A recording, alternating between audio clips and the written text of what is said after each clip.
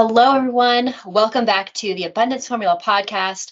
I'm so excited because today we are going to the beach. It's been a little bit since I've been to the beach because I feel like I was just always in the thick of pregnancy and too close to my due date every time it was beach time for the past couple of years. So I'm stoked to go to the beach. We're packing today. We're going to leave super early this morning and we'll see how it goes with the kiddos because we're going to try the strategy of leaving really early in the morning, like at 2 or 3 in the morning, and we're going to see if they'll sleep a decent amount of the time.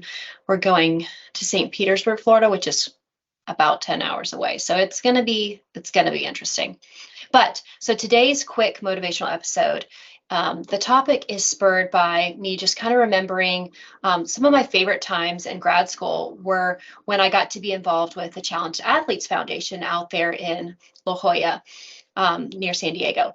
So I loved this because not only did we get to teach amputees how to run, or we could teach them to run, so we could teach them to run for the first time if they had never run before, or we could work with the higher level athletes, so people who already knew how to run but really wanted to pursue higher level sports, which was so much fun. And so sometimes I would work with the people who were brand new and help them learn to run, and that was always a great experience. But then sometimes I'd also work with the higher level athletes, which was neat because they would always bring in really epic people, Paralympic athletes, gold medalists, to come and work with us, with those people, with the prosthetists, and work with those people. So I got to know some really amazing people. A lot of them have been on this podcast early on. And so today's topic, I was just thinking the other day about this really great thing that Blake Leeper, who was on episode 18, if you want to check out his story and our conversation there. But one of my favorite things that he ever said to me was this. He said, my biggest disability was never the fact that I didn't have legs. It was other people's perception of what was possible for me. And I thought that was just so profound. Now, we're going to dive into a couple different things. So for him, his biggest limitation was not the fact that he didn't have legs at all. So he was missing both legs, or is missing both legs below the knee since birth. So him, though, his belief system was not that this was a limitation. He was always, and when you hear his story, looking for the way to do the big things he felt called to do.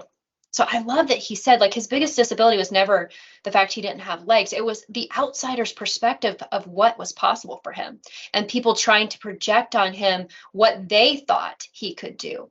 And he talks about in our episode 18 about how so many people, when he would be in a hotel and they would be like, here, you want to get on the elevator? And he'd be like, no, I'm going to take the stairs. So again, just outsiders' perspectives and perceptions and assumptions that for all of us are always projected upon us as to what we're capable of. And especially when we're going through a hard circumstance, or in what people perceive to be a hard circumstance, or if it is a really hard circumstance, there's two parts to this: outsider's perspective on who they think we are and who we can be.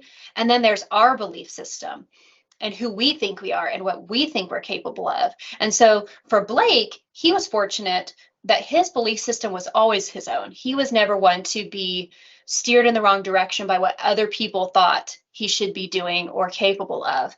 But I know a lot of us do struggle with that piece, and that we've inherited since a young age, or through going through a hard time when we're vulnerable, we've inherited belief systems about ourselves and what we think is possible for us.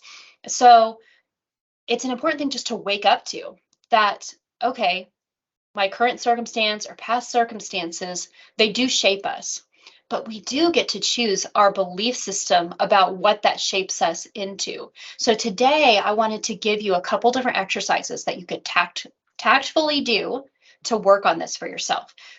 This podcast is definitely about overcoming your obstacles and moving through difficult circumstances to create abundance. It's easy, of course, to create abundance in the good times, right? But it's the biggest leaps that you make in your abundance journey happen in the really hard times. So I want to give you some exercises today to help you in that space. So exercise number 1, to help you gain clarity on what your belief system is and how you can make it be what you want it to be, is this. Number 1. So in column 1, so you can draw a line down a piece of paper, and in column 1, you can title this as who the world says you are, or / what you've been told you are. And just write down what comes to you. This can be in whatever category or categories of life that just come to you right now that that you want to work on, that you want to gain some clarity around. Example of this could be like, again, just whether you want to take it to the details of circumstances you've been through or are going through or not, but just say in general, for example, who the world says you are / what you've been told, that you're a victim. Maybe this is even something you've believed, right? So this column is for stuff that even that you have believed in the past, whether you believe them now or not, but what has the world said? What have the outsiders said about who you are and what you're capable of in whatever categories come to you? Then in column 2, label this one of who do you think you are / who do you want to be? So the flip side of being the victim is you could choose to be the victor over whatever it is that you've been going through. They're vastly different. You know, there's too many stories of siblings that have the same parents that were poor examples, that were alcoholics, that abandoned them, all the things. And one sibling can follow in the same footsteps.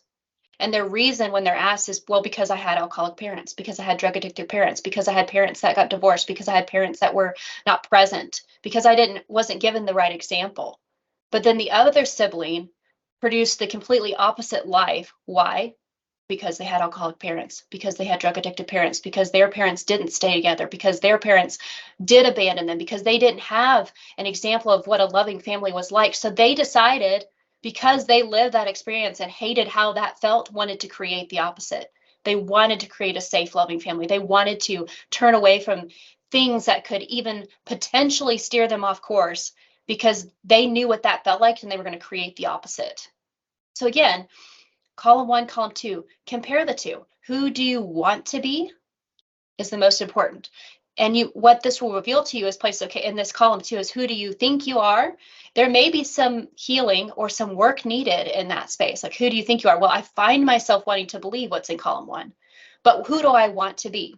Okay, which of the things am I struggling to not still believe that I want to change? And it will bring those to light. So now you can start focusing on those. Maybe you can get a mentor in that area. Maybe you can talk to someone you love and trust to help you work through that area where you want to fall back into what somebody else has just projected on you as their belief, right? So that's column 1, column 2, first exercise. Work through this, you guys. It will really change things for you. It will really bring so much to light. So exercise number 2, though, this one is also a 2-column exercise, and I like to call it reframing your circumstance, because there's always a couple approaches. There's 2 possible approaches to your current circumstance, or if you're not currently going through a struggle circumstance or a trial, you can look in the past of one that you're wrestling through so that you can create the version of you that you want to be, that you can start shifting from that column 1 to a column 2 of who you want to be. So same thing, line down the middle. This is reframing your circumstance. Title of column 1 can be overcome by your circumstance. What would that look like? So whatever circumstance you're going through, what would your life and you as a person look like and feel like to just let yourself be overcome by what it is you're going through? What does that look like? Write it down. Write down the details of it. How do you think? How do you feel? How are you showing up in the world? How does it affect people that are in your life? Do you have kids? Do you have a partner? Do you have a spouse? Your other family members? How does it affect your work? How does it affect the things you want to do in the world? Whatever it is that comes to your mind, that's what that column is for. Is what would it look like to just surrender and be overcome by your current circumstance? And then column 2 is what would it look like if you were to overcome your circumstance? What could that look like? What things, if you fought through them and learned through them and just found out how to overcome and power through and learn and heal and put together these broken pieces to dig deeper roots, whatever it is you need to do in this hard time that you're going through, what would it look like on the back end if you overcame it? How would you be stronger? What skill sets might you specifically gain from getting through this current circumstance? If you were to find the knowledge that you need to get through this really hard time, what tools might you find? Like, what are the tools? This is where you can find your answers by saying, what tools do I think I'm missing to get out of this circumstance or to fix this circumstance or to rise above this circumstance? And so when you realize what tools are you missing, how can you now be the problem solver of that? Because if you could find the answer and create those tools, how could those tools help other people that are going through the same thing? How could that now go create a really amazing impact on the world because you overcame. Because when you think about it, as you overcome something, you become something. So it's really hard to go through challenges, but at the end of the day, when you have this 30,000-foot view and you choose your approach, you can overcome it to become something more than you were before. Any of the amputees that I work with, like the Blake Leapers, and if you go back on my podcast, the Scout Bassett's and the Rudy Garcia Tolsons, these Paralympic amazing athletes, the Amy Purdy's out there, anybody, their quote, disability actually gave them more impact. It gave them more story. It gave them more things to figure out. So they found answers that they could then relay to more people also struggling, whether they have their legs or not. The same lessons cross over. So again, I heard this saying, I'm sure you've all heard this saying, but God doesn't call the qualified, he qualifies the called. And in the same breath, I believe that God calls you higher not because of your strengths, but because of your story. So again, that thing you're struggling with right now that you're like, man, I wish I didn't have this. It could also be the thing that transforms everything for you in your life down the road and changes so many other people. And because you have that story and because you chose to overcome the circumstance, it creates an amazing ripple effect that otherwise would never have happened. Any of these amputees that have been on my podcast, or any of these people, honestly, amputee or not, disability or not, the thing that they overcame, or the multiple things, it's always multiple things. We may hear a couple highlights of some extraordinary things, but like they wouldn't ultimately trade it for what they found as they moved through it on the back end, what happened because of their story. So I hope what this episode can do is inspire you to not only find clarity around like, where am I right now? What past belief systems have I inherited that I don't want to keep anymore, that aren't serving where I want to go and who I want to be? Sort through some of that, but then also turn the light on in your brain to realize that despite the hard circumstances you're going through, there's more than one approach. There's two approaches. And that as you choose to overcome a circumstance, you can become something more than you ever were before. And that all it takes really is this constant choice of choosing to reframe what it is you're going through, to reframe to say, I'm going to see this obstacle as an opportunity. How could it be an opportunity? Where can I find the pearl in this? How can I turn this stumbling block into a stepping stone? Because really, when you start shifting, that simple shift of stepping stone versus a stumbling block, it changes how you move through life. It changes how smooth you can see things in the smoothness of the steps you're able to take. If you've already decided everything's a stumbling block, guess what?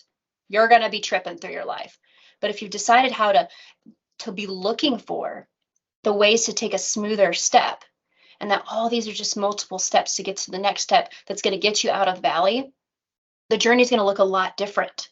And you're going to have a lot more joy and a lot less just depression and sadness and anxiety and struggle emotionally through the experience. You still will be going through the same tumultuous circumstance, but the way you move through it's different. People are impacted by you getting through your experience, not because of the severity of the burden, but how you carried it. That's what makes the difference. It's not the burden itself, it's how you carried it that matters. And same thing as far as just in the moment of you going through the circumstance, you can carry a burden differently. You can carry it in a way that makes it not feel as heavy. Just like in real life, when you carry something, when you decide to move a heavy object from one place to another, there's ways to carry it that make it feel heavier, that put you more prone to injury. And there's ways to carry it that it feels much lighter and that you're not as at risk to hurt yourself. It's the same thing, you guys. So again, I hope this episode can help you, especially if you are going through a hard time or you've got undealt with, unresolved, unhealed past trials, to really seek to turn them into testimony, to really start to find a way to see your story as the divine impact. And if you're in a present struggle, how can it be the impact? How could you do something or see it a certain way or solve something or do some work through that circumstance so that it can be be godsend for somebody else that were to hear you talk about it on the other side? What could it mean to somebody else for you to get through it, and to get through it as an overcomer, as a warrior, and as a victor on the other side? Hope this episode was helpful to you all. Again, if it was, and if you valued it in any way, please share it to anyone you think could use it. Share it in your stories and tag me. I'd love to reshare you. Thanks again for you all tuning in every week. I absolutely love it. Again, make sure you're part of the Abundance Formula community group. There's so much going on in there, and I'd love to meet you all and continue our conversations there. Hope you all have a great rest of your week, and I'll catch you on the next one.